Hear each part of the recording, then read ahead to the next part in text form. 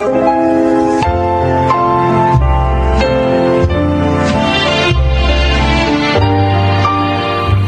kaibigan, pakinggan po natin ngayon ang isa pang natatanging kasaysayan na ilalahad sa atin ni Rhea.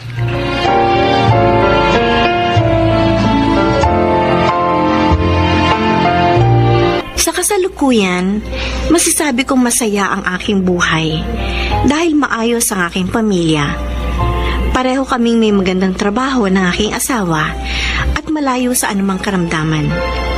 Gayon din ang aming 2 anak. Ang ibabahagi ko sa inyo ngayon ay ang dahilan kung paano ako nakarating sa kung saan man ako naroroon ngayon. At naway, ito ay kapulutan ninyo ng aral. Narito po ang aking kwento.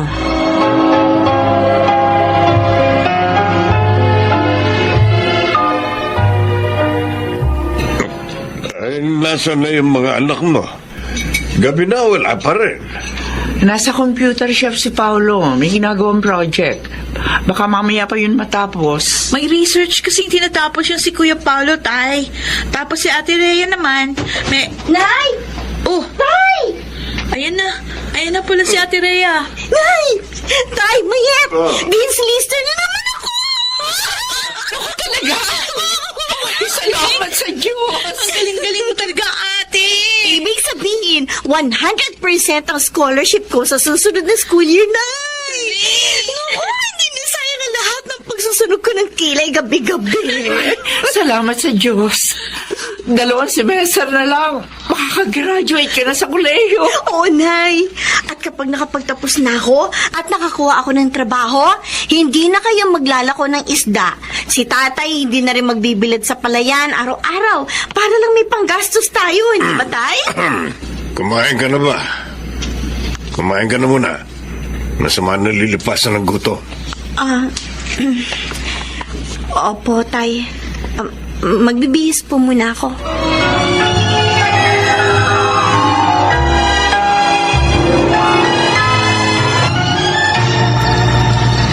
Rhea? Oh, anak. Bakit naririto ka pa sa kusina? 10:00 na. Nakauwi na rin si Paolo. Bakit hindi ka pa natutulog? Oh, umiiyak ka ba? Huwag niyo ako alalahanin ni Nay. Ay, bakit ka umiiyak? Hindi ko lang pigilan. Eh, bakit nga? Kanina, ang saya-saya mo. Nagtataka lang ako kay tatay. Pakiramdam ko, hindi man lang siya natutuwa kapag may mga achievements kami ni na Paolo at Ellen sa eskwelahan. Noong mga elementary pa lang kami, kahit palagi kami first honor, ni minsan hindi man lang siya pumunta sa recognition at graduation namin. Noong high school, ganun din. Ni minsan hindi pa siya umakyat sa stage para sabitan kami ng medalya. Bakit ganun? Bakit ganun siya, Nay?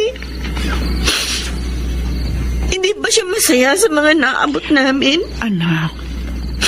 Pag bumibisita dito sa bahay ang mga klase namin, di man lang niya batiin. Napipilitan lang ba siya na papag-aralin kami? Huwag ka mag-isip ng ganyan sa tatay mo. Kung napipilitan siya, sana may narinig na kayo sa kanyang hindi maganda. Pero bakit ganun siya, Nay? Bakit parang wala naman sa kanyang halaga mga munting tagumpay namin ni Paolo? Bakit, Nay? Isa, 2, 3, 4, 5, 6, 7. Ambo? Bakit? Anong gagawa mo rito sa kwarto? At saka ano yung tinatago mo dyan sa likuran mo? Wala. May makatir rito sa likod ko, kinakamot ko. Bakit ba? Yung baon mo, nasa mesa na. Kunin mo na lang. Baka makalimutan mo na naman. Wala kang tanghalian mamaya. Maglalako ko ng isda hanggang sa kabilang barangay. Oo, sige. Ako nang bahala. Mauna ka nang lumabas. Kukuha pa ako ng damit na pamalit ko mamaya. O siya, sige. Kapag masyado ng tirik yung araw, magpahinga ka muna, ha? Uso raw ngayon yung, heat stroke yata yun. Masama ang masyado nabibilad sa sikat ang araw. Tandaan mo, mawawalan ng saysay ang pagsisikap natin araw-araw kung buhay naman natin ang malalagay sa peligro.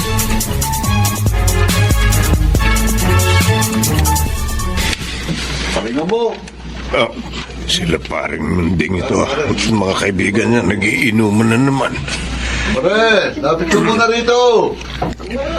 Oh, mainit na nga ang panahon. Nagpapainit pa kayo. Ito kasi si Baldo. Nanalo sa sabong. May itinira naman si Maring Cora kahit papano sa wallet niya. Kaya ipinambili namin ng pampainit. Tagay ka muna. Ay, hindi. Isa lang. Wag na. Gutom na ako Baka humilaban sigmura ako. Maiwan ko na kayo, ha? Sandali, pare. Yung anak mong bunso, panay ang computer. Masyadong magastos yan. Mabuti pa, bilhin mo na lang yung second-hand na computer namin sa bahay. Pwede pa yun. Talaga? No. Baka pwedeng ikwento mo kay Mrs. Bakit hindi ikaw na lang ang magsabi? Mas mainam kung siya na lang ang alokin mo. Pero huwag mo sasabihin una mo kung inalok, ha? Aha? Talaga, Nay? Sa atin tong computer na to? Oo. Yay! May magagamit ka na, kuya. Hindi ka na magpupunta sa computer shop. Anong ako? May magagamit na tayo, kamo. Second hand lang yan. Kasi hindi naman natin kayang bumili pa ng bago. Ayos na ito, Nay. Oo nga, Nay. Mukhang bago pa naman, oh. Hindi naman yata ito masyadong nagamit. Ingatan nyo yan. Sabi kasi ni Paring Munding, 2 taon na raw yan na ginagamit ng anak nila. Nakagraduate na, nakakuha na maayos na trabaho. Kaya nakabili na ng bago. Inalok niya sa akin yan isang araw. Salamat po, Inay. Walang anuman. Hanggat kaya namin ang tatay niyo, sisikapin namin na maibigay ang lahat ng pangangailangan niyo. Nay, saan nga pala kayo kumuha ng pambili nito? Nung inalok sa akin ni Paring Munding, inalok ko rin sa tatay niyo. Buti na lang may konting ipon pa siya. Alam niyo naman ng tatay niyo, gusto niya lahat ng kailangan niyo na ibibigay.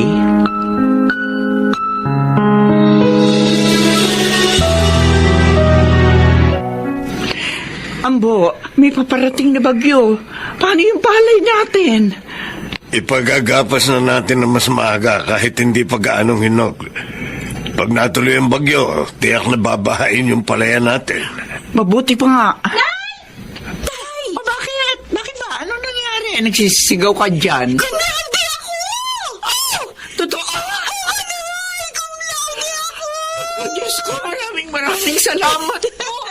Nagbunga lahat ang mga sakripisyo mo. Ay, salamat naman po.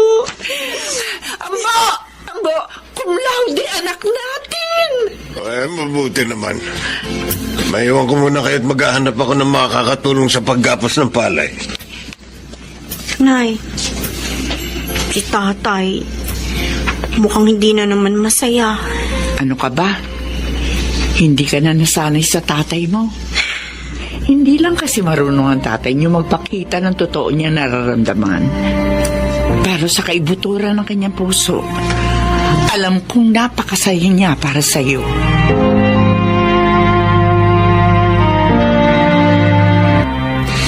Congrats, ate. Gagraduate ka na. At cum laude pa. Salamat. Sa susunod na taon, ikaw naman. Tapos, ikaw naman, Mayet. Sisiguruhin ko, Ate Rhea, magiging cum laude din ako. Ang goal ko talaga, maging summa cum laude. Aba, mas mataas yan ah. Oo, para ipagyabang din ako ni tatay sa mga kainuman niya. Ha? Kainuman, kuya? Hindi ko pala naikwento sa inyo. Sabi ni Ninong Munding, napilit daw nilang tumagay nung isang gabi si tatay. Nakalimang tagay pa lang daw, nalasing na. At take note ha, wala raw ibang bukang bibig kundi ikaw ate. Ipinagyayabang daw sa kanila na may anak siyang makakagraduate na sa kolehiyo tapos cum laude pa. Ha? Iniisa-isa pa nga ang mga award mo mula nung elementarya ka eh. Pati yung mga sinalihan mong contest dati. Talaga? Sabi ko na maluluha ka eh. Kanina nga, naluluha rin ako nung ikinuwento ni Ninong yan. Paolo? Tama si nanay. Hindi lang talaga marunong si tatay na mag-express ang nararamdaman niya. Pero ang lahat ng mga maliliit at malalaki nating tagumpay, itinatago niya sa puso niya. Sabi nga, di ba, kung ano ang laman ng puso, siya ang lumalabas sa bibig ng tao.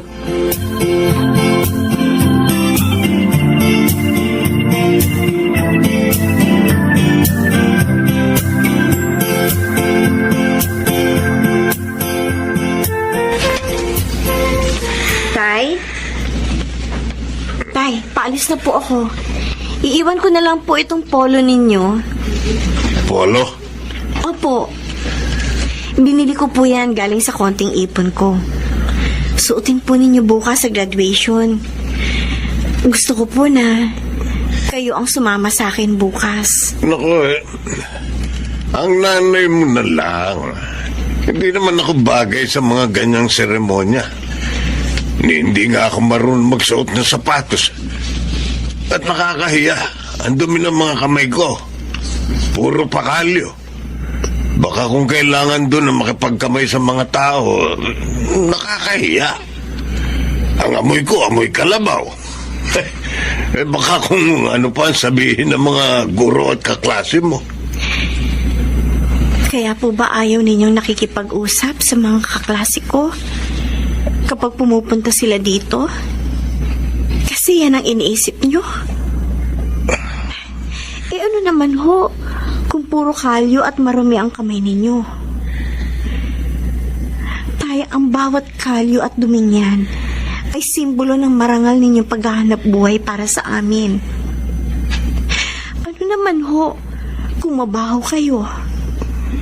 Ang amoy po ninyo ay galing sa tumatagaktak ninyong pawis para maigapang kaming tatlong magkakapatid at mabigyan ng magandang kinabukasan. At kahit kailan, Tay, hindi namin kayo ikahihiya. Kung kailangan namin ipagsigawan na ang tatay namin ay isang magsasaka, gagawin namin. Hindi namin ikakahiya ang isang mabuting, masipag at responsableng padre de pamilya. Higit sa lahat, kayo ang pinili ng Diyos na maging tatay namin. At dahil dyan, Tay, napakapalad namin. Sa unang pagkakataon, dumalo si tatay sa graduation ko. Isa yon sa pinakamasayang araw sa aking buhay. May mga pagkakataon mang hindi natin nauunawaan ng ating mga magulang, hindi natin maikakailang ang dahilan ng bawat pagpapagal at pagsasakripisyo nila para sa atin ay pagmamahal. Ang pagmamahal na yon ang nagdala sa akin kung nasaan man ako ngayon. Ako po si Rhea at ito ang aking buhay. Mga nagsiganap: Susan Robles, Leonel Benamin, Angelo Alcantara, Rosana Villegas, Phil Cruz at Chiquit del Carmen Amor sa papel na Rhea. Naglapat ng angkop na tunog Jerry Mutia sa musika ni Buboy Salonga. Superbisyong teknikal Eric Lucero at Bong Muyar. Creative Consultant Phil Cruz. Katulong sa produksyon Anching Cruz. Ito'y mula sa panulat ni Rita Labanon. Sa direksyon Salvador M. Royales. Ito ang aking buhay.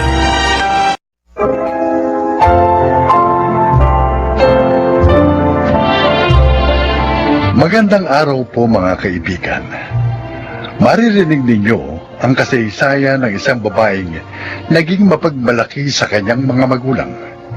Siya ay si Myla.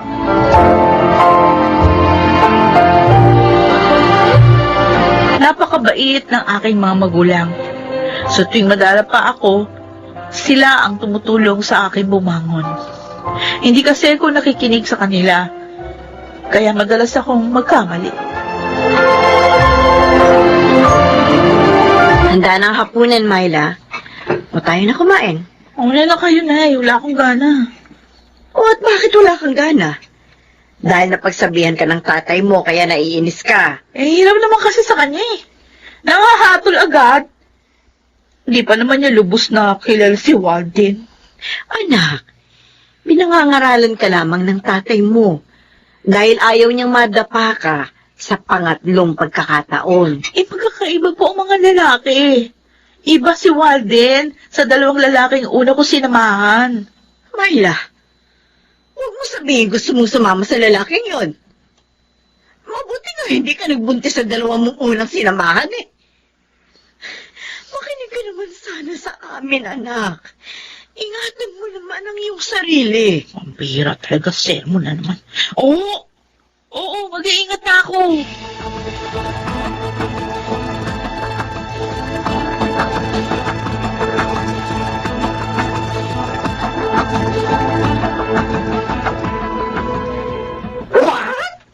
Dito ka susunduin ang jowa mo? Bakit detach? Para hindi ako masermonan ni na inay at itay. Sige na naman, Rico.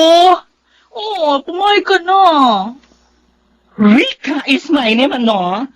Kasin kita, pero hanggang ngayon, hindi mo pa rin knows ang gusto kong tawag mo sa akin. Oo nga pala, Rika. Sige na, pumayag ka na.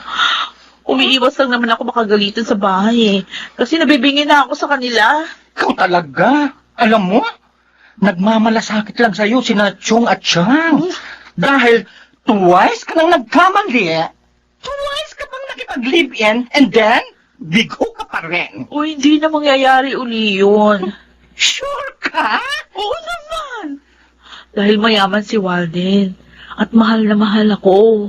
Kung ganun, balak mo nang makisama sa lalaking yun. Paano naman sila Chanelia at si Joming? Di bahala sila. Kaya naman nila eh. At bahala na rin ako sa buhay ko.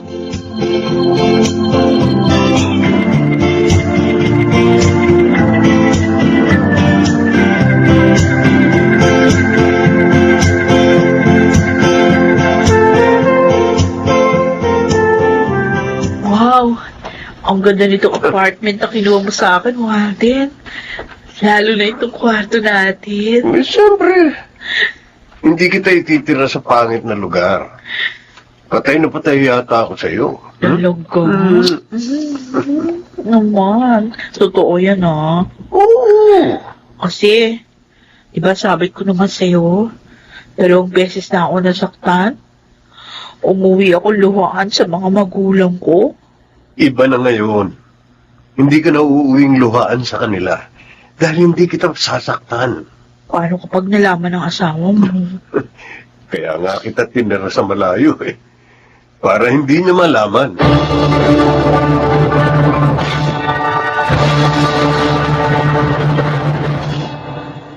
O ano, Rika? May balita ka na ba tungkol sa iyong pinsan? Wala pa rin ho, Chanelia. At hindi pa naman po siya tumatawag sa akin. Batang yun talaga. Ilang beses nang nabigo, mapusok pa rin. At kapag wala pa pangaralan nagagalit pa. Tinawagan niyo na po ba siya? Oo. Pero hindi na makontak yung number niya. Naku! Baka nagpalit siya ng SIM card. Talagang iniiwasan niya tayong lahat. Ang inaalala ko, baka mas grabe ang mangyari sa kanya ngayon kaysa noong mga nakaraan yung pakikipag-live-in. Chang, sana huwag naman po. Kung sakaling mangyari yun, wala na tayo magagawa. Siya ang naghanap ng kanyang kapalaran.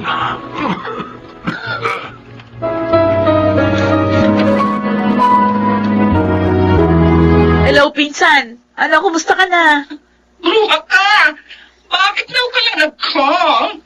Tinatawagan kita. Ayaw na mag-contact ng city mo eh. Punta kasi kami ni Warden sa Boracay. Sa linggo kami roon. May ganda pala doon, oh. Hindi nakakasawa. Tapos, nagbagyo din kami. Isang linggo din kami doon. Ikaw talaga ha?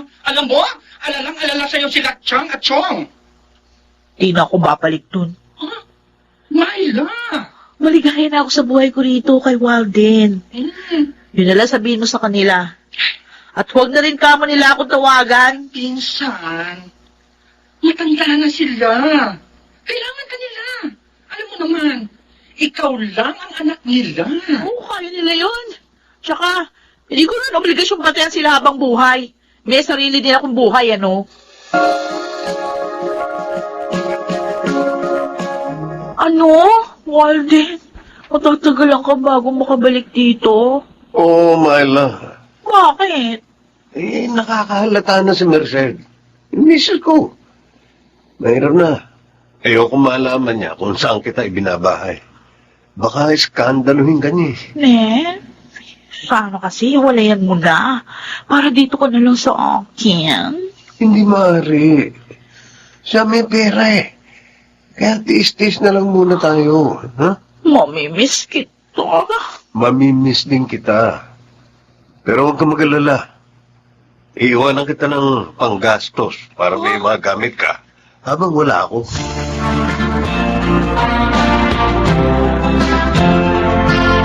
Chanelia, may sakit ko pala si Chong. Oo, Rico. Nirarayuma siya. Hindi nga makatayo eh. Pareho pa kaming may nararamdaman. Pareho kami inuupo. Ay, ito ang hirap na kayong dalawa lang eh. Lalo na kapag pareho kayong may sakit. Wala naman kami magagawa. Kinalimutan na kami ng pinsan mo. Siguro, dahil yun sa hindi niya na kami kailangan. Kung malapit lang ho dito ang tinitirahan ko, lagi ko po kayong pupuntahan.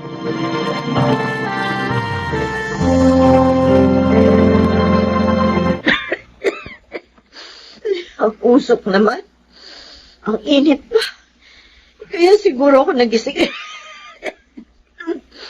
Buti pa inom muna ako ng tubig para mawala ang pag-ubo ko.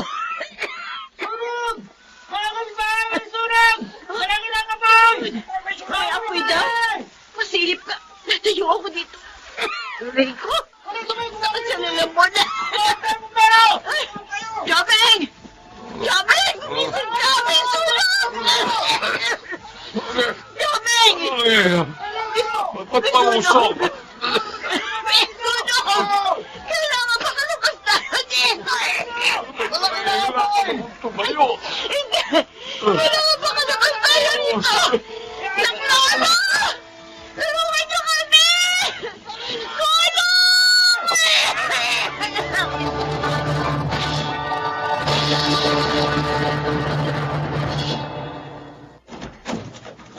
Sino sila? Ikaw ba si Myra? Oo. Ako nga. Bakit? Paano niyo ako nakilala? Dahil ako lang naman ang asawa ni Walden. At ikaw naman ang umuubos ng aking salapi. Wala dito si Walden. Siya pagsabihan mo. Hindi dadami ang mga wasak. Ang mga agaw. Ang dapat sa iyo, turuan ng leksyon. Anong gagawin mo? Ibubuhos ko lang man sa iyo to. Mukha ko!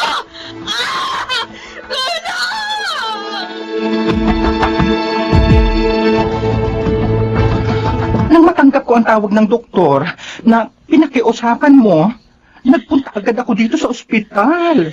Rika, pangit na ako.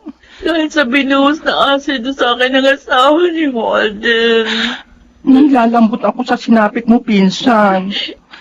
Meron pasalamat ka pa rin. Dahil buhay ka pa. At hindi ka nabulag. Wala na ako ngayon may pagmamalaki. Wala na. Sana pala no, hinawalayan ko na si Walden. Ay, yun talagang hirap eh. Laging nasa huli ang pagsisisi. Pati si Nainay at Itay. Dahil sa pagmamahal ko kay Walden. Tama ka. Minsan, kumusta na sila? Gusto kong humingi ng tawad sa kanila. Magpagaling ka ha. At kapag kaya mo na, sasamahan kita sa kanila. Sa kanila.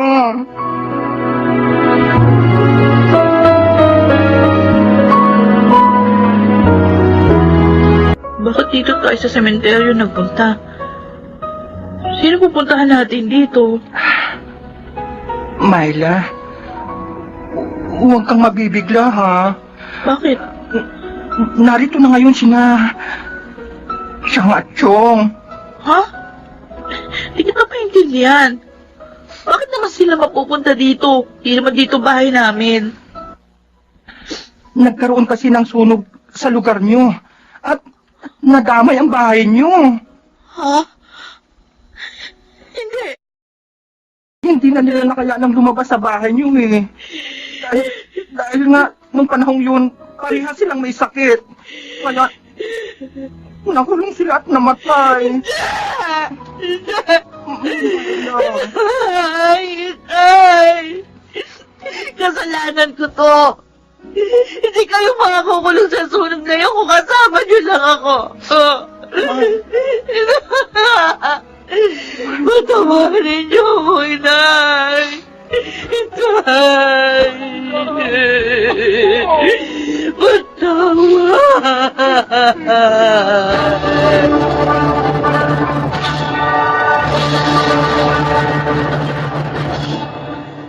Halos maglupasay ako ng mga sandaling yun. Ngunit alam ko, lumuha man ako ng dugo, hindi na maibabalik pa. Ang buhay ni Nainay at Itay, ang aking mga magulang, na laging umaalalay sa akin sa tuwing ako'y madarapa. Ngayon, mag-isa kong binabaka ang lungkot ng pag-iisa. Ako po si Myla. At itong aking buhay. Hindi matutumbasan ang pagmamahal at pagmamalasakit ng mga magulang. Kaya sana ito ay matutuhang pahalagahan ng kanilang mga anak. Mga nagsiganap, si Kit del Carmen Amor, Jun Legaspi, Phil Cruz, Susan Robles, Lionel Benamin at Rosana Villegas sa papel na Myla. Naglapat ng angkop na tunog Jerry Mutia, sa musika Buboy Salonga, supervisyong teknikal Eric Lucero at Bong Villar, creative consultant Phil Cruz, production assistant Anching Cruz. Ito'y mula sa panulat ni Telma Corporal Alcantara, sa direksyon June Martin Legaspi at Maynard Landicho Jr. Ito ang aking buhay.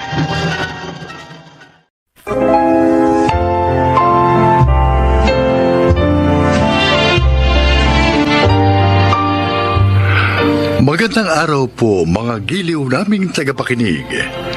Pakinggan po natin ngayon ang isa pang natatanging kasaysayan na ilalahad sa atin ni Choleng.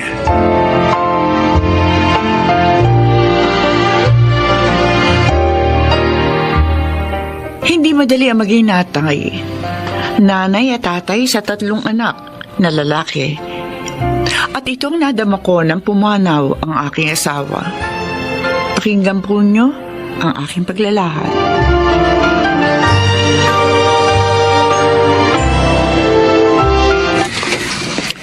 James? ba yan? Nay, may kasama po ako. Oh, sino yan? Ako po si Edith, Nanay Choleng. Nanay Choleng? Asawa ko na po siya, Nay. Nagpakasal na po kami sa West. Nag-asawa ka nang hindi mo man lang pinapaalam sa akin? Pasensya na kayo. Buntis na si Edith. Ang layo nitong atin doon sa Maynila eh. Kaya ang ginawa namin, nagpakasal na kami bago pumarito. At magkakaanak na pala kayo? Opo, Nanay. Magkakaapo na po kayo. Ay, Diyos. Ang problema, Nay, wala po akong trabaho ngayon. Natapos na po ang kontrata ko sa pinapasukan ko, kaya naisip ko, dito na muna po kami. Sige. Sige, dumito kayo. At dito ka na rin sa probinsya natin maghanap ng trabaho.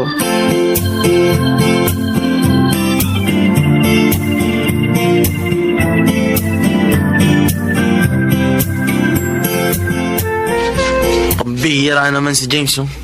Hindi na nga nakatulong dito. Nagdala pa ng dagdag palamunin. Oh, nagsalita, nakakatulong. Hoy, Mark, kahit nagbibisyo ako, pera ko naman ang ginagamit ko. Kita ko yun sa pamamasada ng tricycle. Oo, pero mali pa rin yun, George. Dahil ikasisira ng buhay mo ang bisyo mo. Nay, gusto ko lang naman maging happy. Ang hirap yata mamasada ng tricycle maghapon. Kaya tama lang na mag-relax naman ako. Masama sa katawan ng droga, anak. Masama sa utak. Nay naman eh. Konti lang naman ang binabata ko. Tama si Inay, Kuya George. Saka paano kung mahuli kayo ng mga pulis? Eh, di kulong ka. Hoy, ikaw huwag ka nang sumali sa pagsisermon sa akin ni Inay. Suntukin kita dyan eh. Ikaw lang naman inaalala ko, Kuya eh. Ano ba kayo? Pero kung ayaw mo, di okay. Nay, pengen naman ng 100 oh. Eh, basketball kami ng tropa ko ngayon eh. Siyempre, kailangan ko ng baon. Ang galing mo, Manermon. Eh, pabigat ka rin kay Inay. Pwede ba tumigil na nga kayo? Mas matutuwa ako kung lahat kayo magbabago at magkakaroon ng direksyon ng buhay.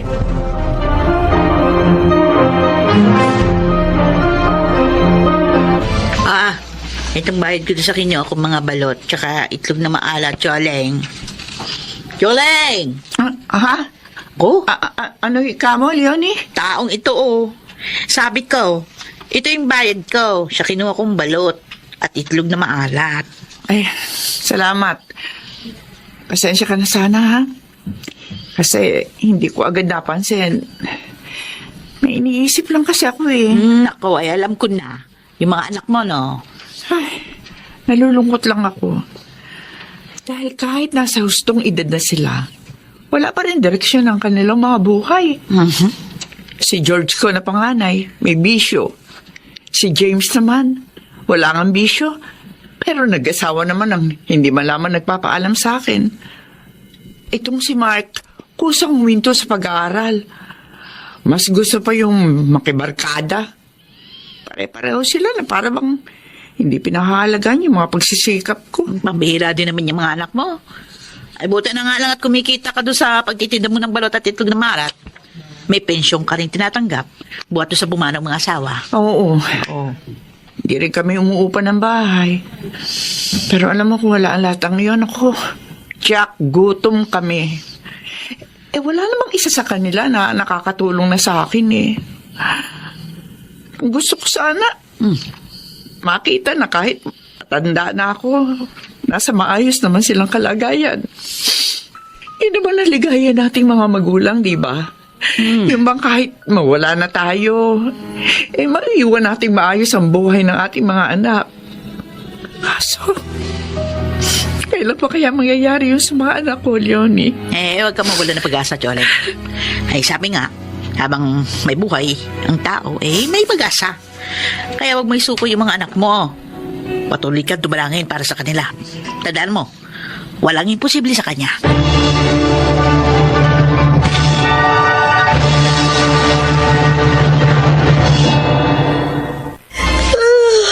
Ay, Choleng. Umalis na po ba si James? Oo, Edith. Hindi ka na nga niya ginising. Pupuntahan daw niya yung ina-applyan niyang trabaho. Sana naman matanggap na siya. Eh, sana nga. At pag may trabaho na si James, sikapin niyo makaipon para sa panganganak mo. Wala, sige, kumain ka na. Nakaluto na ako ng agahan. Oo. Nay, maglalaba po ba kayo ngayon? Ay, oo. Marami-rami na rin tumadamit kong labahin eh. Pakilaba na rin po yung mga damit namin. Masama po kasi yung pakiramdam ko eh.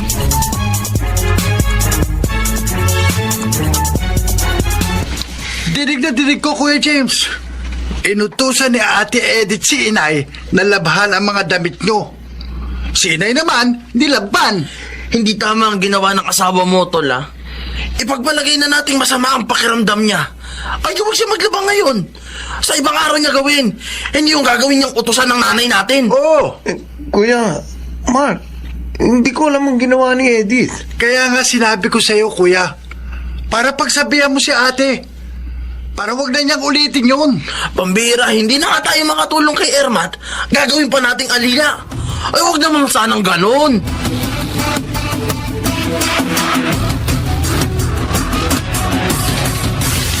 Hindi tama yun, Edith. Masama nga ang pakiramdam ko. Hindi maglaba ka pag ayos na ang pakiramdam mo. Hindi yung ipalalaba mo kay Inay yung mga damit natin. Pinahiya mo ako sa mga kapatid ko eh. Pasensya ka na. Hindi na mauulit. Ano nga pala yung magandang balita mo? Natanggap na ako sa trabaho. Ha? At bukas, magsisimula na ako. Ay, salamat naman. Sa sweldo ko, simulan na natin ang pag-iipon. Ayoko naman na lagi na lang tayong umasa kay Inay. Lalo na ngayong magkakaanak na tayo.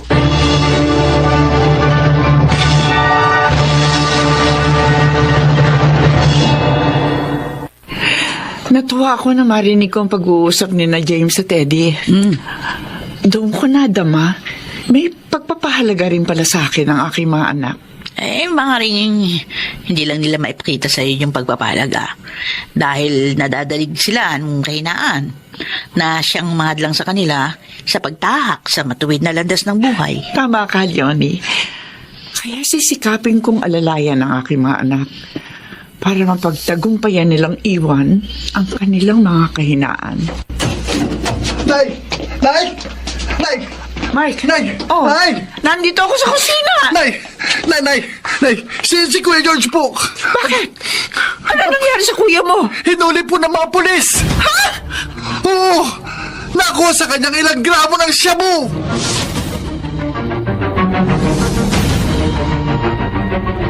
George! Anak ko! Inay, patawad po. Hindi ako nakinig sa inyo. Kahit narito ako ngayon sa kulungan. Parang hindi ko makakaya makita ka nakakulong dito. Nadudurog ang puso ko, anak. Patawad po. Ang laki ko na, pero binigyan ko pa kayo ng problema at sama ng loob. Susubukan kong gumawa ng paraan, anak, para makalaya ka. Maraming salamat po.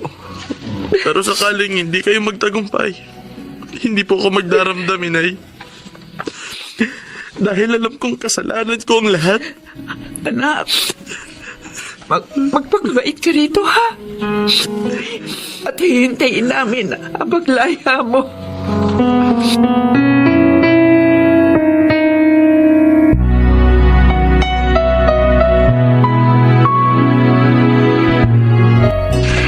Nay, may pasalubong po ako sa inyo.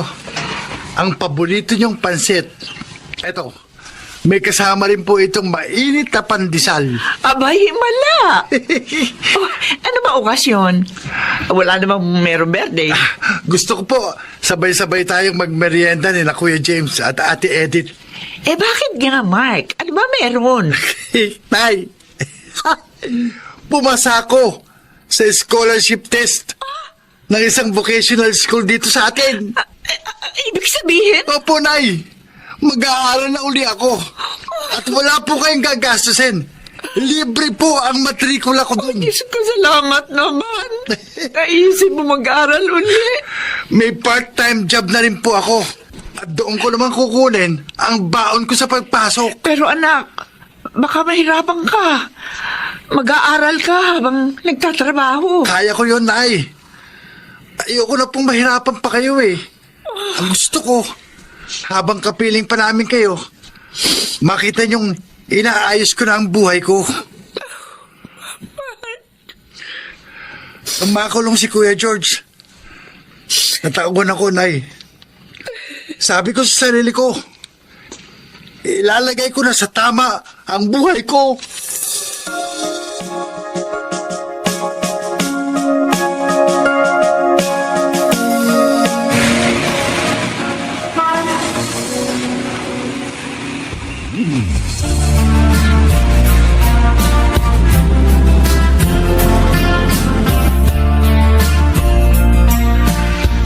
Happy birthday to you.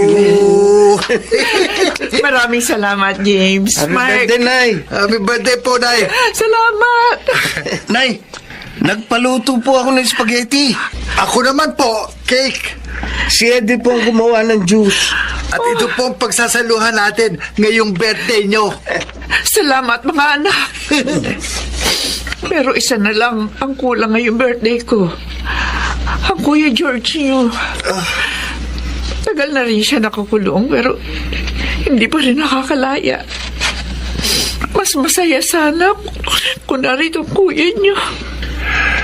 Narito na rin po ako, Inay. Oh, Diyos ko! Happy birthday po. George!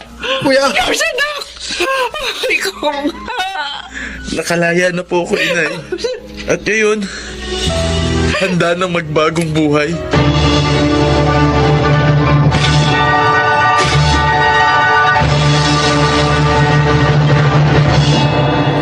Yan ang simula na muling panunumbalik ng kaligayahan ko. Dahil muli ko nakapiling ang aking mga anak. Mahirap man ang maging isang ina at ama, hindi ko yung pinagsisisihan. Dahil ngayon, nadarama ko na ang kahalagahan ko sa aking mga anak. At nasa maayos na rin silang kalagayan. Ako si Choleng, at ito ang aking buhay. Mga nagsiganap, Angelo Alcantara, Lionel Benjamin, Bobby Cruz, Chiquit del Carmen Amor, Rosana Villegas, at Susan Robles sa papel na Choleng. Naglapat ng angkop na tunog, Jerry Mutia. Sa musika ni Buboy Salonga. Supervisyong teknikal nila Eric Lucero at Bong Boyar. Creative Consultant Phil Cruz. Production Assistant Anching Cruz. Ito'y mula sa panulat ni Telma Corporal Alcantara.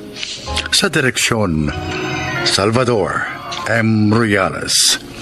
Ito ang aking buhay.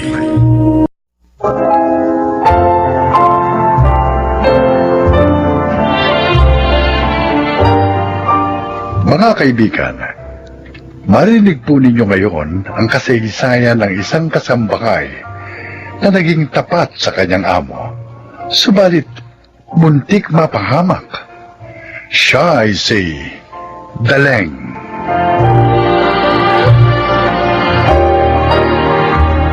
Uno anyos ako na magsimula magtrabaho ka na Sir Fausto. Ako ang naging yaya ni Noli, ang nag-iisa niyang anak. Hanggang sa makapag-asawa ko at mabiyuda, ay nanatili ako doon. Mabait naman sila pareho ni Ma'am at maayos magpasahod. Kaya lang...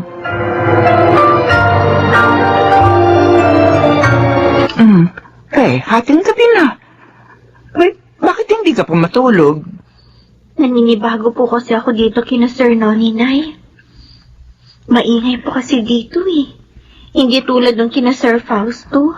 Sa bagay, tama ka, anak. Hindi ko alam. Mahilig na pala makipag-inom ng sinoli. Kahit na yung tawag niya sa akin, nagbago din eh. Oh? Ano pong ibig niyo sabihin ni Nay? Dati, Yaya Daleng kung tawagin niya ako. Pero kanina, Daleng na lang kung tawagin niya ako. Ay, Nagbago nga po. 6 na taon na kasi mula nang bumukod siya sa kanyang daddy at mami. Feeling ko, Nay, mahihirapan tayo dito. Eh anak, 5 years old lang si Noli na maging yaya niya ako. 23 years na ako sa mga magulang niya. At dahil doon, napagtapos ko ng kolehiyo ang kuya mo. At ikaw na lang ngayon ang pinag-aaral ko. Kaya anumang hirap, matitiis ko yun. Huwag po kayo mag-alala, Nay. Pag nakatapos na ako, hindi na kayo magtatrabaho pa. Pero ngayon, habang narito tayo, hindi ko po kayo pababayaan mag-isang mahirapan. Tutulungan ko rin po kayo sa mga trabaho ninyo dito.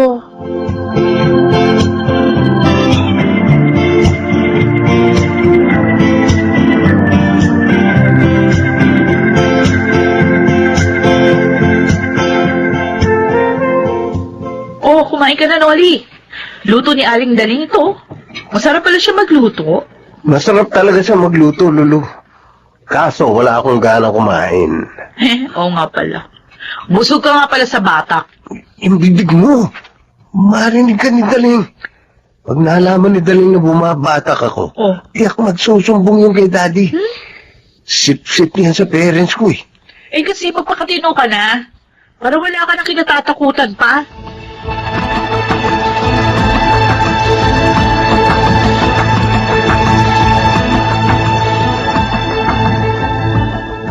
Bad trip ako dito kay Daling.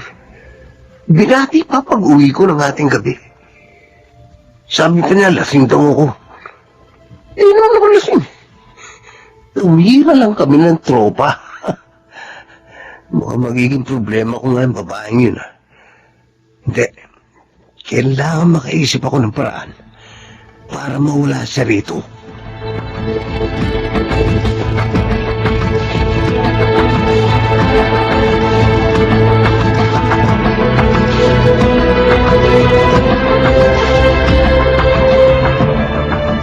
Kitang-kita ko po, Nay. Humihit-hit ng drugs si Sir Noli habang nasa garden siya. Diyos ko, bata yun. Bakit siya nagkaganon? Eh siguro po, influensya na rin ng barkada. Eh, Nay, alam po kaya yun ni Sir Fausto? Malamang hindi.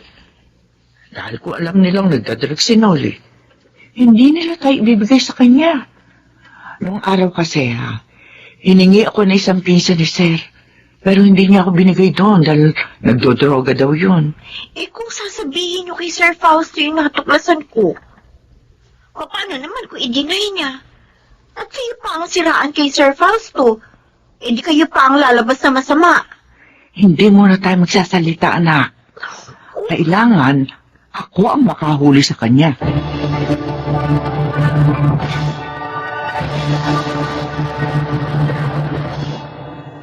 Daling! Daling! Ling nga rito! Ay, Noli?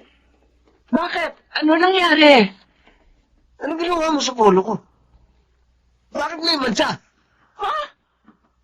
Paano nagkaroon naman siya yan? Nilabang ko yan ng bukod. Maingat ko rin siya isinampay.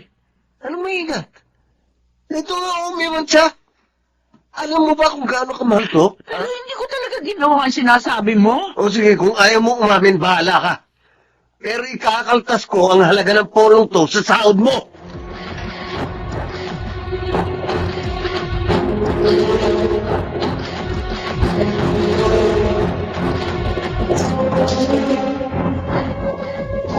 Nay, bakit kayo malungkot? Kalahati lang kasi yung sinahod ko. Dahil nga inawas ni Noli dito yung halaga ng polo niya na minansyahaw ko raw. Sobra naman si Sir Noli. Eh, Nay, kung umalis na lang kayo tayo dito. Ha? Eh kasi halos araw-araw napupuyat kayo. Dahil kayong nag-aasikaso kapag nagiinuman si na Sir Noli. Tapos pinagbintangan pa kayo na sumira ng gamit niya. Pinabayaran pa sa inyo. Pero anak, mahirap maghanap ng amo. Napapayag na magkasama tayo. Saka isa pa, malaki kasi yung pinasasahod sa akin ni na Sir Fausto. Pero paano po kung pagbintangan na naman kayo ni Sir Noli? Ay, hindi na naman siguro mauulit yun.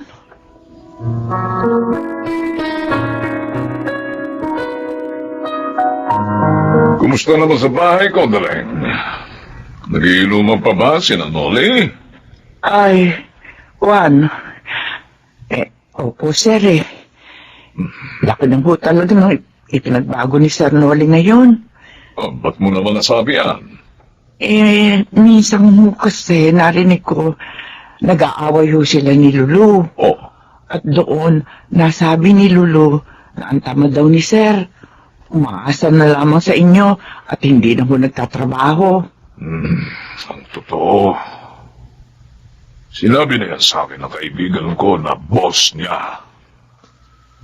Daleng, Oh, ganito ha. opo. Patuloy mong subaybayan ang aking anak, ha? At sabihin mo sa akin ang lahat ng nangyayari, ha? Sir, Oh, paano kung hindi niya aminin yung mga sinabi ko? Kung baligtarin niya, sir, baka ako pa yung lumabas na masama sa paningin niyo. Dahil siyempre, anak niyo ho siya.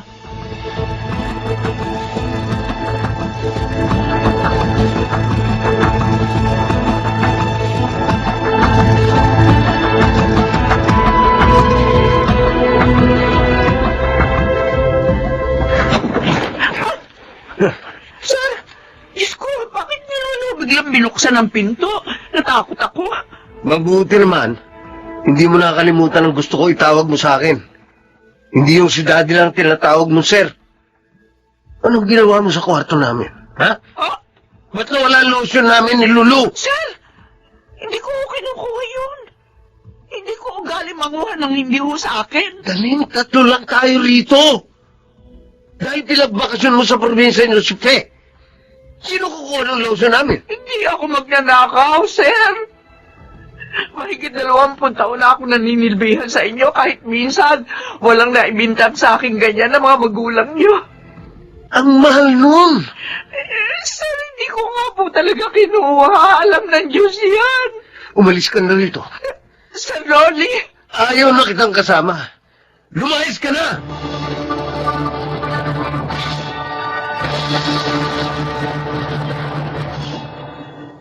Ano pong sabi ni Sir Fausto, Nay?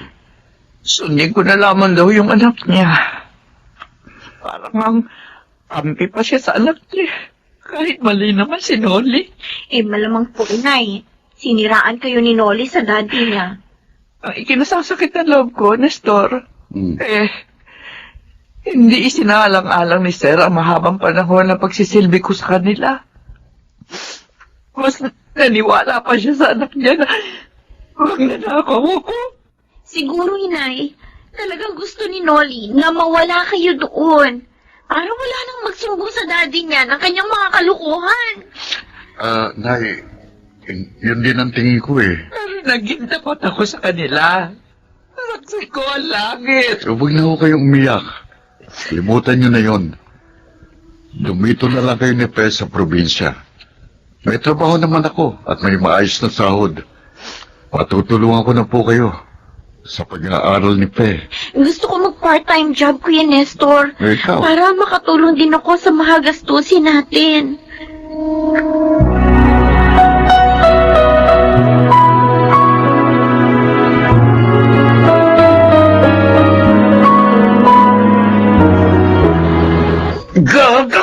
Ay! Aray! Aray! Oh! Bakit ka ba nanonood to? Sino may sabi siyang itapon mo sa buko? Ha? Sino? Sino? Aray! Wala na talagang importante sa'yo kundi ang bisyo mo! Walang iya! Buti alam mo! Mas napaliligaya ako ng droga, no? Kesa sa'yo! O, di ba hiwalay na tayo? Hindi na ako makakatagal na kasama ka! Walang Hindi iya! maghiwalay! Hindi kita kailangan!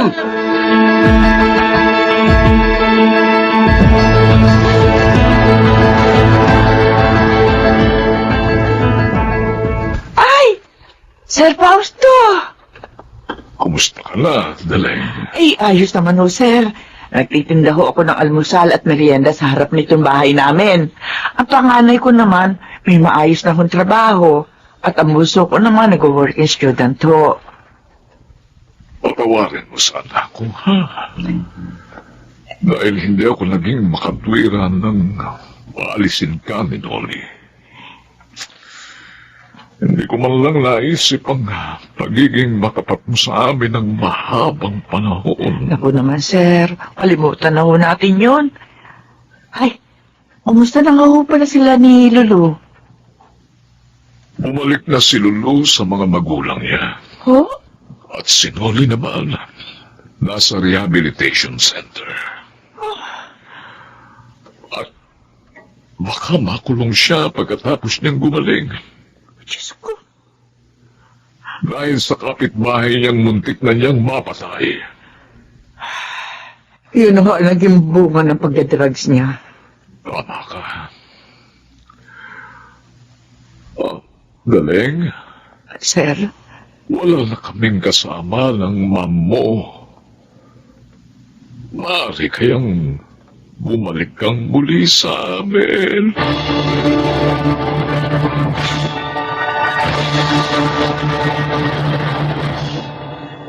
hindi na ako sumama kay Sir Fausto. Hindi na kasi pumayag ang aking mga anak.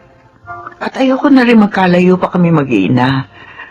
Kaya nakontento na lang ako sa kung ano ang meron kami. Ngayon ay tapos na sa kolehiyo ang aking bunso at mas nakaluluwag na ang aming kalagayan. Ako po si Daling at ito ang aking buhay. Malaki ang kayamanan ng taong tapat. Hindi man sa lupa, naroon naman sa langit. Mga nagsiganap, si Kid Del Carmen Amor, Phil Cruz, Lionel Benamin, Rosana Villegas, Jun Legaspi, at Susan Robles sa papel na Daleng.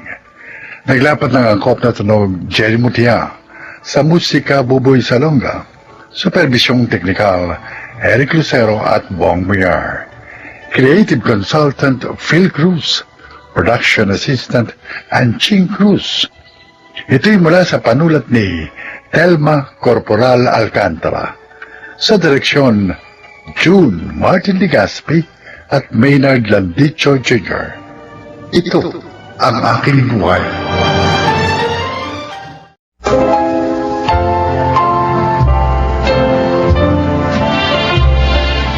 Magandang araw po mga giliw naming tagapakinig. Maririnig natin ang paglalakad ng isang dalagang halos 2 dekadang nangulila sa kanyang ama. Siya ay si Mira. Bago pa ako ipinanganak, namatay ng papa ko. Ito ang sabi sa akin ni Mama ng mga kamag-anak namin at ng mga taong nakakakilala sa amin. Kaya ang tumayong tatay para sa akin ay ang bunsong kapatid ni Mama.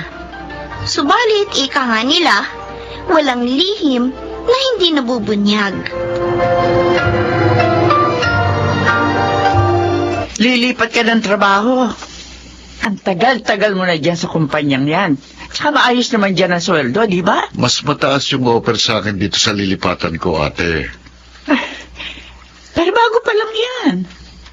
Alam mo, mamaya, mabankrupt ka ganyan, lalo ka mawalan ng trabaho. Huwag ka nang umalis dito sa trabaho mo, Nelson. Alam mo, ate, sa totoo lang, nagsasawa na ako sa trabaho ko dun eh. Paulit-ulit na lang, wala nang bago. Ako, Nelson, maging practical ka. Gusto mo mag-resign kasi nagsasawa ka na sa trabaho. Tapos, lilipat ka sa kumpanyang wala namang kasiguruhan. Anong klaseng desisyon yan? Mabuti sana kung bata ka pa eh. Pwede mo sa akin sabihin yan. Sa edad mong yan, abay mahirap na makahanap ng trabaho. Paano kung biglang nagsara yan, lilipatan mo? Di nga ka. Ay, Uncle Nelson! uy, Bakit abot tenga na naman yung ngiti mo, Mira? First honor ako! napakagaling talaga ng Mira ko. Thank you, Uncle! Kailan ang recognition nyo? Next week, Ma! Uncle, ha? Oh, Sabi mo, kapag honor student ako, ibibili mo ako ng bike. ay walang problema, kahit motor pa. Anong motor? Sa bisikleta nga, ninenervyos na ako kapag sumasama yan sa iyo sa malayo. Motor pa kaya? Joke lang, ate. Pero kailan mo ko bibili, Uncle? Pagkababa mo ng pagkababa sa stage, ibibigay ko na sa yung bago mong bike. Yes!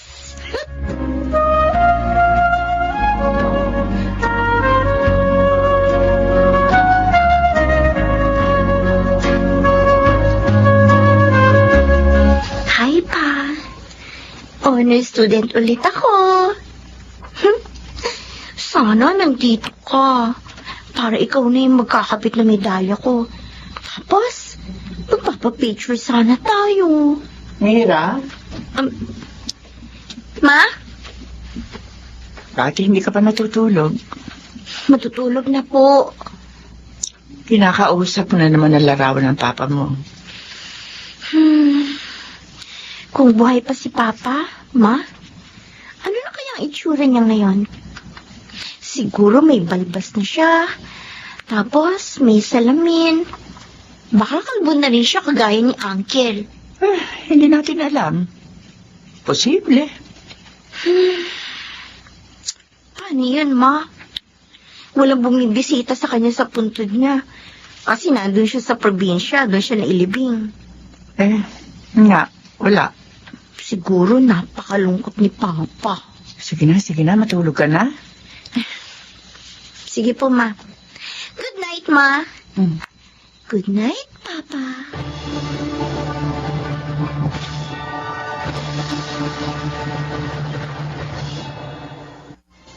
Uy, Annabel. Kanina ka pa parang natutulala dyan. Bakit ba? Carmi, O ano, bakit? naalala ko lang si Gaspar. Sus, napakatagal na siyang wala. Naalala mo pa rin? Hindi ko rin maiwasang isipin minsan kung kumusta na ba siya, kung ano na ba ang tsura niya. Malamang matanda na rin yun. Wala ka na bang balita sa kanya? Wala na. Hindi na rin kumukontak sa akin yung kapatid niya eh. Baka patay na. Sa tingin mo? O, di ba? May riot din na nangyayari sa mga bilangguan. Paano kung bigla na lang siyang magpakita dito? Anong gagawin mo? Hindi ko alam. Hindi ko talaga alam kung anong gagawin ko.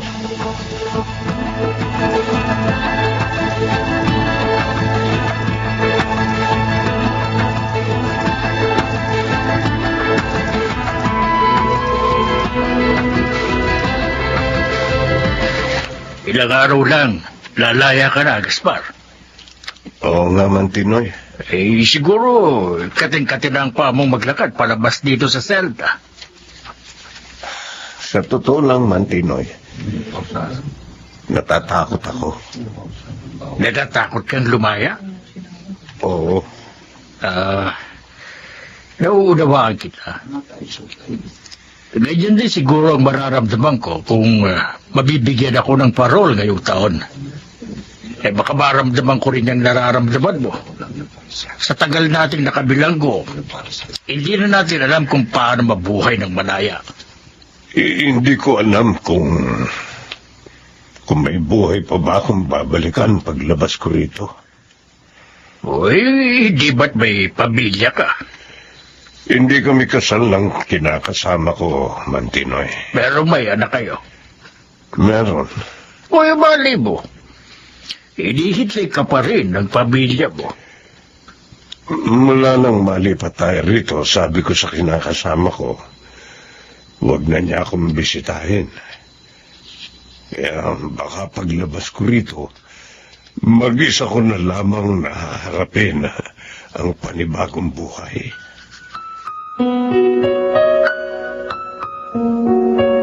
Ay, nakakapagod. Bantayan mo itong bike ko, ha. Bibili lang ako ng tubig. Sige po, Uncle. Pupunasan ko nga muna itong pawis ko. Init. Ineng, Ho? Bakit po? alam mo ba kung saan itong address na to? Patingin nga po. Doon po to sa may amin. Diretsuhin niyo lang po itong kalsadang ito. Tapos may makikita kayong maliit na iskinita doon sa kaliwa. Yun, doon kayo pumasok. Marami pong bahay sa compound na yun. Salamat. Sino po bang hinahanap niyo? Baka kilala ko. Wala na. Dire-diretso na siya. Mira. Oh, itong tubig. Sino ba tinatanong mo? Yun ang lalaki. Sinong lalaki? Iyan o. May hinahanap na address. Iruro ko dun sa may compound natin.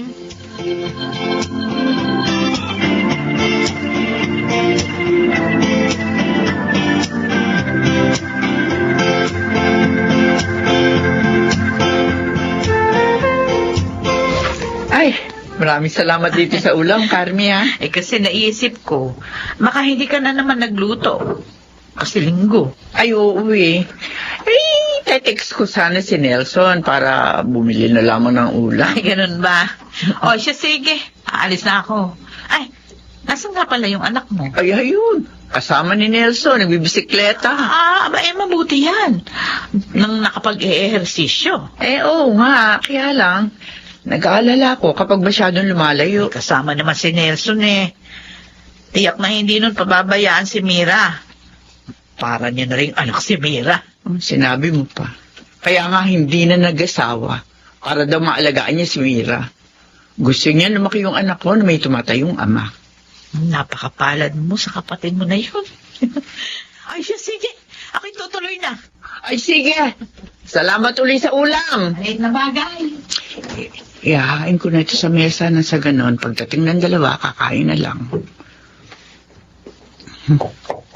Ay, may naiwan yata itong si Carmi.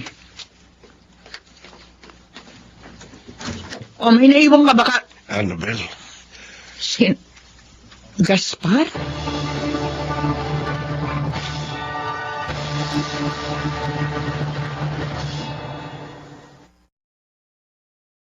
Nagsusuri.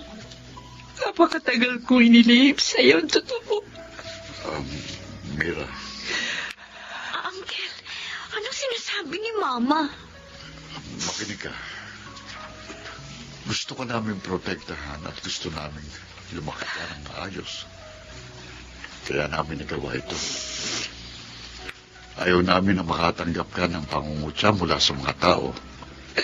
Kaya minabuti namin ilihim sa iyong tungkol sa papa mo. Hindi ko kayo maintindihan eh. Mira, Ha? Mira, siya ang papa mo. Papa? Hindi ba? Patay na papa ko? Hindi. Buhay siya. Buhay siya, anak. anak, Buhay? Buhay ka? oo. Buhay ako.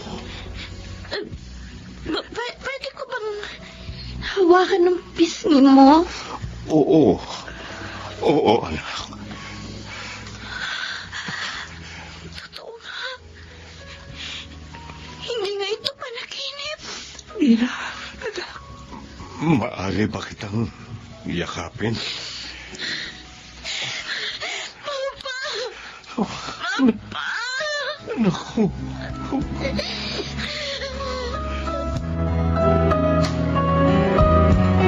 Mira! Kakain na!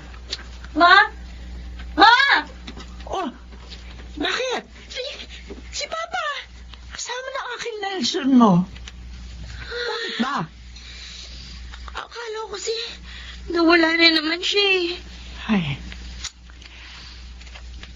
Gusto mo ba talaga makasama ang Papa mo? Oo, Ma. Kahit dati siyang bilanggo.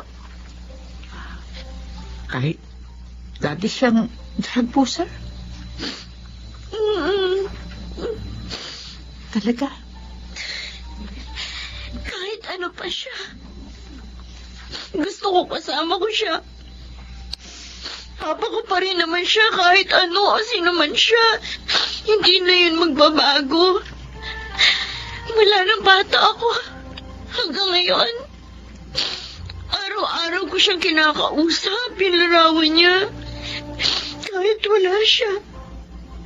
Pakiramdam ko, kasama ko pa rin siya.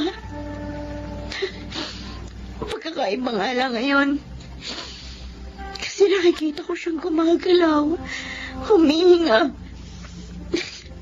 nagsasalita. Napakabuti mo, anak.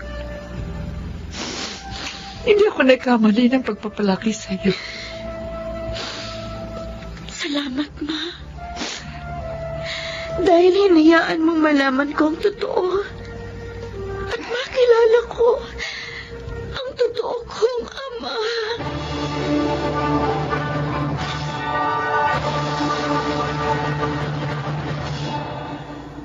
Kung sa iba, masakit malaman ang katotohanan. Para sa akin, napakasayang malaman na buhay pa ang totoo kong ama. Nang panahong yun, pakiramdam ko, nahanap ko ang nawawalang bahagi ng aking pagkatao. Ako po si Mira, at ito ang aking buhay. Madalas, masakit tanggapin ang katotohanan. Ngunit, wika nga sa kasabihan, the truth will set you free. Mga nagsiganap, Lionel Benamin, Susan Robles, Maynard Landicho Jr., Phil Cruz, Rosana Villegas, at Chiquit del Carmen Amor sa papel na Mira. Naglapat ng angkop na tunog, Jerry Mutia, sa musika Buboy Salonga, supervisyong teknikal, Eric Lucero at Bong Muyar. Creative Consultant, Phil Cruz. Production Assistant, Anching Cruz. Ito'y mula sa panulat ni Rita Labaron. Sa direksyon, June Martin Legaspi at Maynard Landicho Jr. Ito ang aking buhay.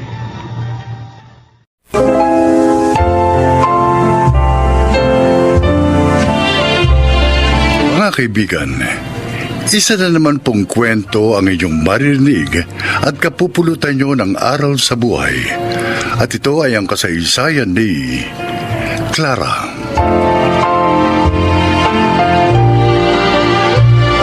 Labing-anim na taong gulang pa lang ako, ay naging kasambahay na ako. Ako kasi ang panganay sa aming magkakapatid, at siya naging katuwang ni inay nang pumanaw si Itay. Dahil sa trabaho ko, nakatapos ng kolehiyo ang dalawa kong kapatid. Marami na ako naging amo, mga mababait naman. Kaya lang, sila yung sa abroad na nanirahan. Kaya nitong huli, ay napunta ako kina Ma'am Elenita. Pakinggan po ninyo ang aking paglalahad.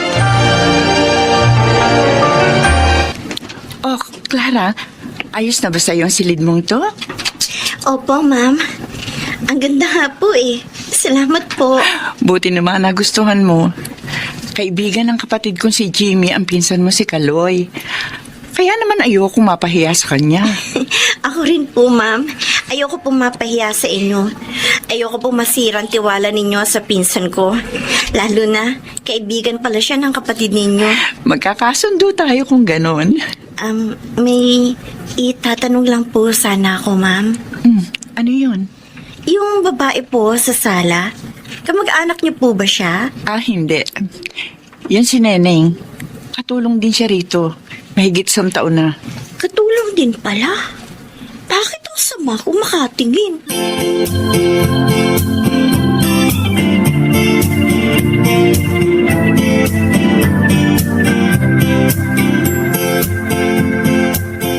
Clara, pagkatapos mo maglaba at magplancha, magluto ka ha?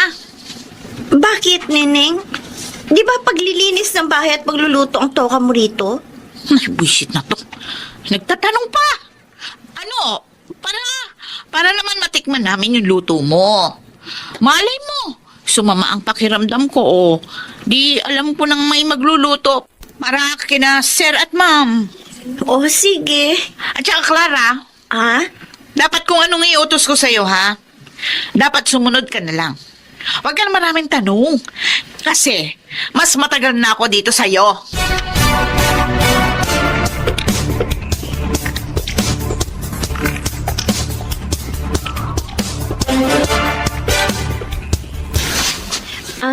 Tawag niyo raw po ako, Sir Teddy. Oo, Clara. Masarap ka palang magluto. Nagustuhan namin ni Elenita ang luto mo kanina. Salamat po. Gusto ko sana, sa'yo na rin ipagawa ang pagluluto mula ngayon. Ho? Oh, ba't nagulat ka? Hindi naman mahirap yun, di ba? Madali lang naman yun. Mas mahirap pa rin ang maglinis itong bahay dahil malaki ito. Kaya ikaw na lang ang magluto para naman gumaan ang trabaho ni Neneng. Ay, opo, sir. Saka, kapag may iniutos si Neneng sa'yo, sundin mo. Nagkakaintindihan ba tayo?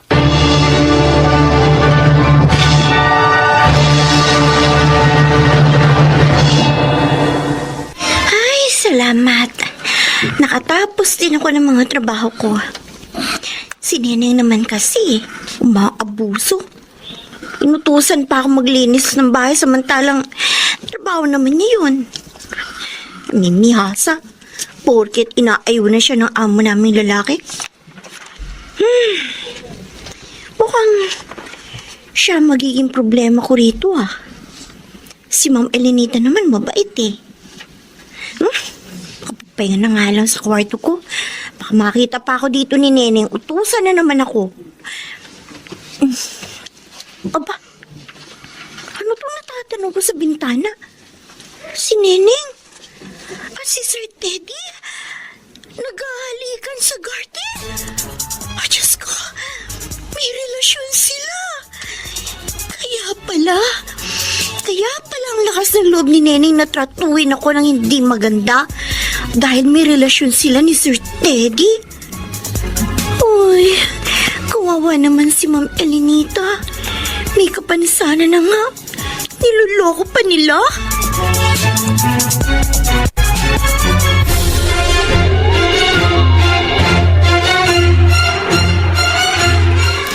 Tiyak na magagalit ang kaibigan ko kapag nalamang pinagtatak sila ni Teddy, si Elenita. Mahal na mahal ni Jimmy ang ate niya, Clara. Nasaan ba siya? Alam mo sa kalagayan ng ate niya? Dapat narito siya eh. Ilang taon na siyang nasa abroad na nagtatrabaho. Pero pauwi na siya. Tatawagan ko siya para malaman niyang lahat. Teka, paano naman ang gagawin ko? Sasabihin ko ba kay Ma'am Elenita ang lahat? Huwag na. Kasi baka hindi ka paniwalaan ni Elenita eh. Laban sa kanila. Pero, bantayan mong mabuti si Elenita. Para kung makaisip sila ng masama laban sa kanya, matulungan natin siya.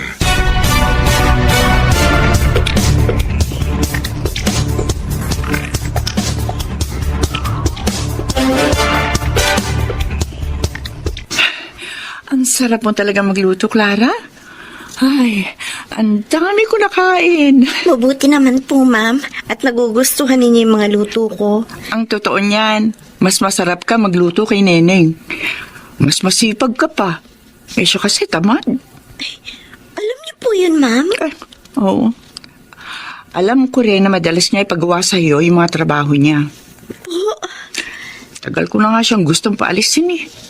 Naghihintay lang ako ng tamang pagkakataon.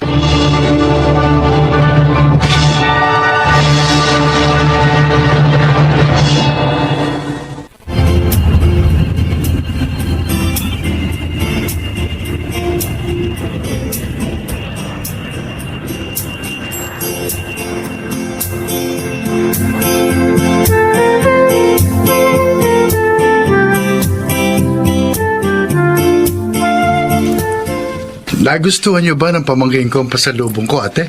Ay, oo, Jimmy. Oo. Tuwan-tuwa nga si Tenny. Pero, mas natutuwa ako. Dahil ngayon narito ka na. May kakampi na kami ng anak ko. Ate? Si Teddy. Patagal niya na ako pinagtataksilan. Siguro dahil hindi ko na siya mapaligaya. Dahil hanggang ngayon, hindi pa rin ako magaling sa pagkaparalyze ko. At ang lalo pang masakit sa akin, pati katulong namin si Neneng, pinatulan niya. Alam mo na pala ang tungkol doon. Alam mo rin? Paano mo nalaman?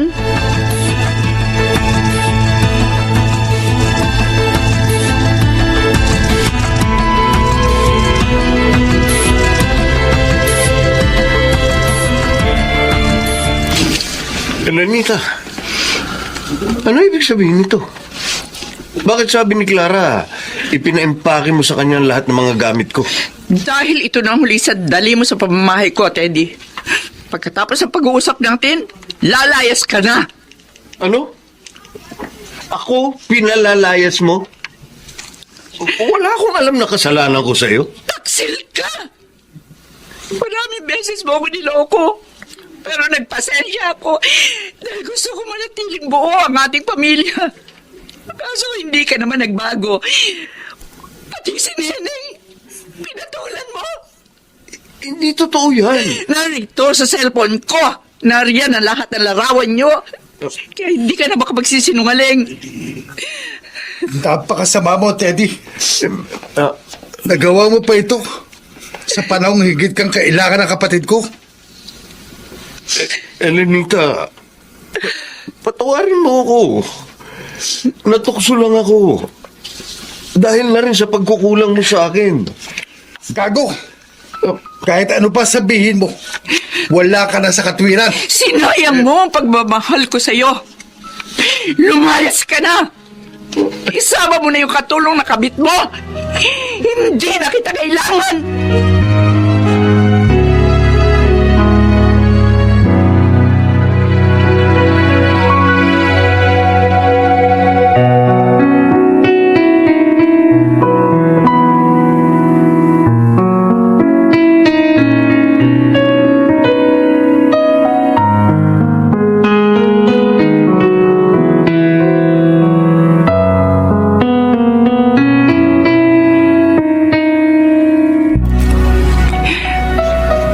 Salamat sa pagmamalasakit mo sa akin, Clara, ha? Sa pagprotekta mo sa amin ng anak ko. Lalo na nung wala pa rito sa bansa si Jimmy. Amo ko po kayo, ma'am. At mabait pa. May kapansanan na nga kayo. Lulukuhin pa. Kaya naawa po ako sa inyo. Matagal nang alam ni ating lahat. Talagang hinintay lang niyang makauwi ako dito. Sinayang na lalaking iyon ang pagmamahal at pagtulong ko sa kanya para umasenso. Makakalimutan mo rin siya, ate. Ang mahalaga, malaya ka na ngayon sa kanya at hindi ka na niya masasaktan. Tama po si Sir Jimmy, ma'am. Clara, pwede bang mula ngayon, ate na lang ang itawag mo sa akin? Kasi dahil sa kabutihan mo, hindi na iba ang turing ko sa'yo. Po? Oo nga naman, Clara. Sa akin naman, Jimmy na lang itawag mo. Total, ilang taon lang naman ang tanda ko sa'yo eh. Kayo ang bahala. Ate Elenita, Jimmy.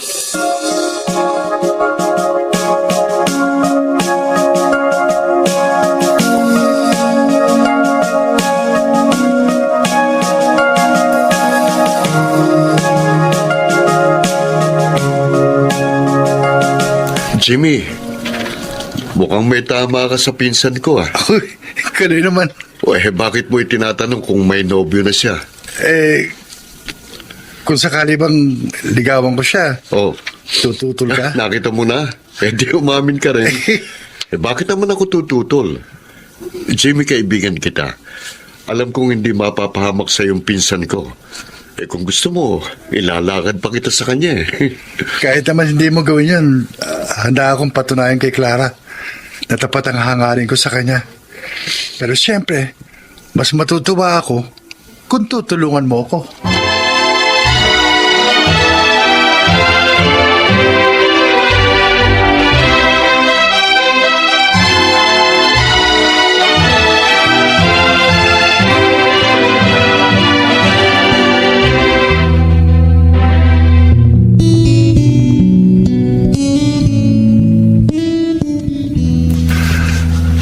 maligaya ko, Clara.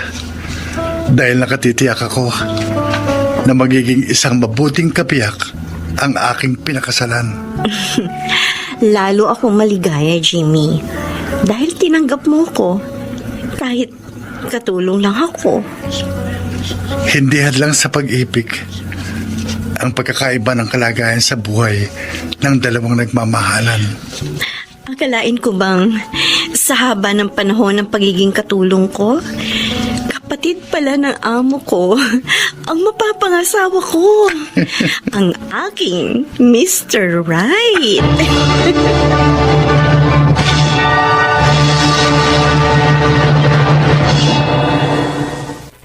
Isa na ang anak namin ni Jimmy. Sina Ate Elenita naman, kasama pa rin namin. Nakakalakad na siya. Sana po ay inyong naibigan at kinapulutan ng aral ang aking kasaysayan. Ako po, si Clara, at ito ang aking buhay. Lahat ng kaapihan ay may katapat na katarungan at ang lahat ng kabutihan ay may gantimpalang nakalaan. Mga nagsiganap: Susan Robles, Lionel Benjamin, Rosana Villegas, Phil Cruz at Chiquit del Carmen Amor sa papel na Clara. Naglapat ng angkop na tunog Jenny Mutia sa musika ni Buboy Salonga. Supervisyong teknikal Eric Lucero at Bong Muyar. Creative Consultant Phil Cruz. Production Assistant Anching Cruz. Ito'y mula sa panulat ni Telma Corporal Alcantara. Sa direksyon Salvador M. Royales. Ito ang aking buhay.